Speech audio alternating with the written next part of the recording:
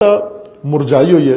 جیسے اب میں یہاں معذرت کے ساتھ جیسے بعض چیزیں ہوتی ہیں نا پھل ان کا سطح مرجائی ہوئی ہوتی ہے. کھجور مثلا پکی ہوئی کھجور دیکھیں تو سطح اس کی اتنی دلچسپ نہیں ہوتی لیکن اندر بھری ہوئی ہوتی ہے کھجور.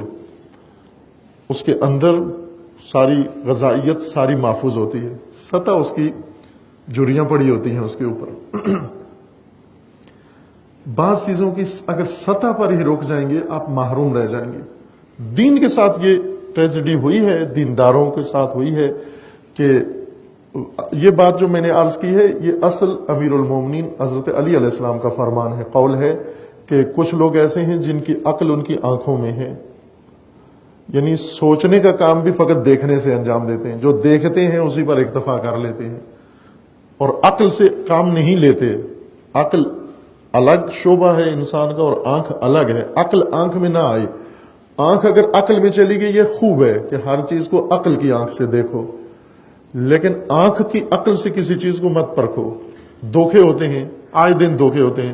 میں سمجھتا ہوں کہ یقیناً یہ جمعیت جو تشریف فرما ہے یہاں پر سارے چھوٹے بڑے بزرگ اساتید و طلاب عزیز سب کے ساتھ یہ اتفاق ہوا ہوگا کہ کسی نے آپ کو ضرور دھوکہ دیا ہوگا کسی نہ کسی کام میں کہ آپ نے اس کو کچھ سمجھا تھا اور نکلا کچھ ہو. بس ممکن ہے یہ دوست ہو, ممکن ہے یہ رشتہ دار ہو, ممکن ہے یہ کوئی شاگرد ہو, ممکن ہے آپ کا کوئی بھی ساتھی ہو سکتا ہے. آپ نے اس کے بارے میں کوئی اور رائے قائم کی تھی اور وہ اندر سے نکلا کچھ اور. یہ تجربہ سب کا ہے, یہ نہیں کہہ سکتے کوئی بھی کہ مجھے آج تک ایسے تجربہ نہیں ہوا. اگر کوئی ہے ایسا تو پریشان ہونا چاہیے اس کے بارے میں, اس کا مطلب ہے اس کا لوگوں سے تعلق نہیں ہے.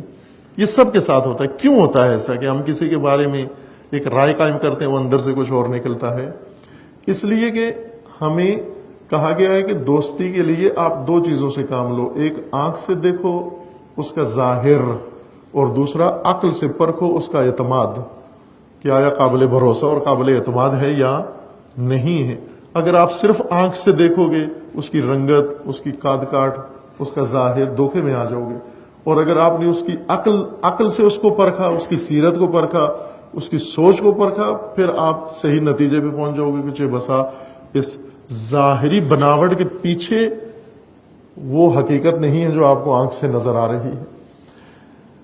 میں یہ درخواست کروں گا آپ کے اس مجلس کے توسط سے سب اہل علم, خصوصاً جو علمی مراکز میں جن کو توفیق ہے اللہ تعالیٰ نے آپ کو دی ہے کہ آپ تحصیل علم کے لیے آئے اور مستقبل کے آپ ہر چند آپ جاب کی فکر میں ہوتے ہیں, لیکن حقیقت میں عملی طور پر ملک اور مملکت کا نظام آپ لوگوں کے ہی ہاتھ میں ہوتا ہے جو تعلیمی مراکز سے نکل کے کوئی نہ کوئی شعبہ سنبھال لیتے ہیں. ہم نے اس کا نام جاب رکھا ہوا ہے لیکن ہے حقیقتاً آپ ذمہ دار افراد کسی نہ کسی شعبے کے کہ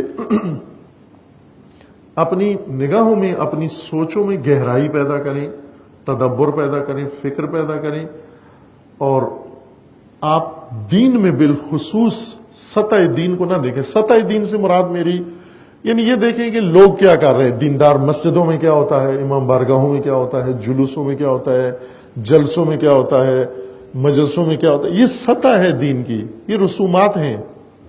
رسومات خداوند تعالیٰ نے نہیں بنائی, رسومات لوگوں نے خود بنائی ہیں.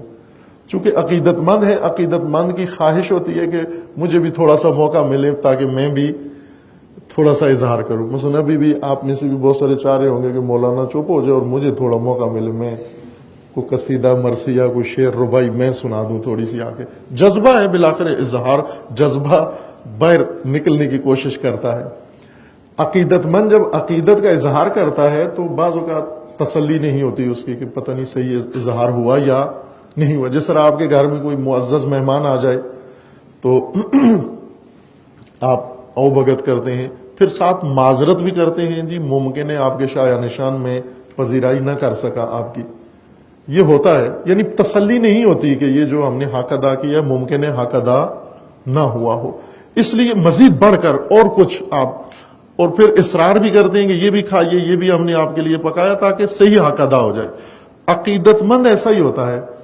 مثلا ایک کام کر کے درود پڑھتا ہے, پھر کہتا ہے کہ شاید یہ حق ادا نہ ہوا, مجھے نعت بھی پڑھنی چاہیے ساتھ. نعت پڑھ کے پھر تسلی نہیں ہوتی اس کی کہ شاید یہ بھی ابھی صحیح حق ادا نہیں ہوا تو وہ عقیدت کا جذبہ ٹھنڈا نہیں پڑتا، مزید ابھرتا ہے، اور جوں جوں وہ تقاضا کرتا ہے اظہار کا، انسان اظہار کے ذریعے ڈھونڈتا ہے۔ عقیدت کے جذبے کے اظہار کے ذریعوں کو رسومات کہتے ہیں، اور تسکین ملتی ہے اسے، عقیدت کے جذبے کو بڑی تسکین ملتی ہے اسے۔ اب یہ سطح ہے اس کام کی، یہ تو گہرائی نہیں ہے، یہ فلسفہ نہیں ہے اس کا، یہ عقیدت کے جذبے ہیں جو ادھر سے ادھر جا رہے ہیں۔ ہم نے یہ دیکھنا ہے کہ ادھر سے ادھر کیا آیا ہے۔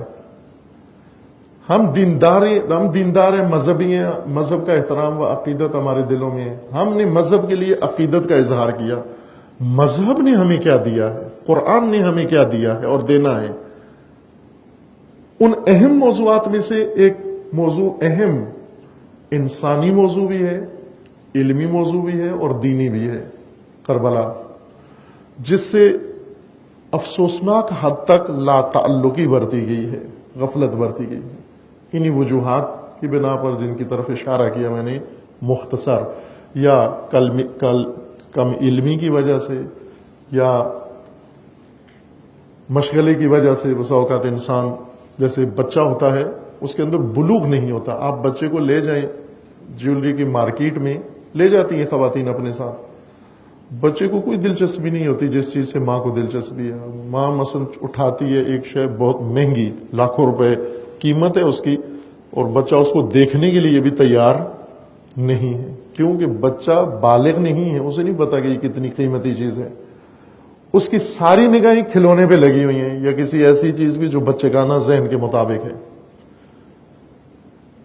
وہ جسمانی بچہ ہے، لیکن بڑے بسا اوقات پڑھے لکھے روحانی بچے بن جاتے ہیں، ذہنی بچے ہوتے ہیں، کہ کربلا جیسے موضوع میں جب انہیں کوئی دلچسپی نہیں لگتی، یا دین میں یا قرآن میں انہیں کوئی چیز نظر نہیں آتی، یعنی بچے ہیں ابھی، آپ ان کو بڑی اچھی مارکیٹ میں لے آئے مانوی میں، لیکن انہیں کوئی دلچسپی نہیں ہے، کوئی چیز پسند نہیں آ رہی ہے، ان کے دل کو لگ نہیں رہی ہے، ان کو اس کی توجہ کھلونوں کی طرف ہے۔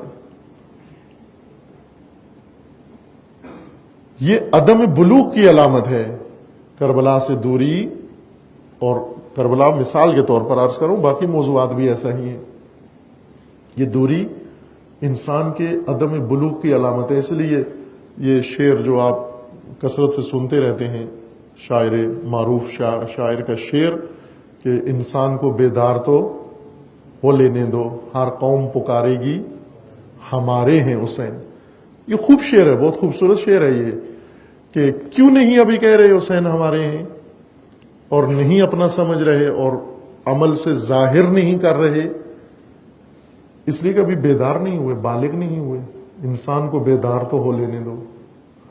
اب ظاہر ہے انسانیت بیدار ہوگی، کرنی پڑے گی، بیٹھے بیٹھے بیدار نہیں ہوتی، سوئے سوئے بیدار نہیں ہوتی، مزید نیند گہری ہوتی ہے، بیدار کرنا پڑے گا، اور بیدار لوریوں سے نہیں ہوتی، بیدار کرنے کے لیے الگ اہتمام ہوتا ہے، بیدار کنندہ چیزیں الگ ہوتی ہیں۔ اس کو علامہ اقبال نے جو اصطلاح استعمال کی وہی کہتے ہیں بانگ۔ بانگ فارسی لفظ ہے، بانگ بیدار کرنے والی آواز۔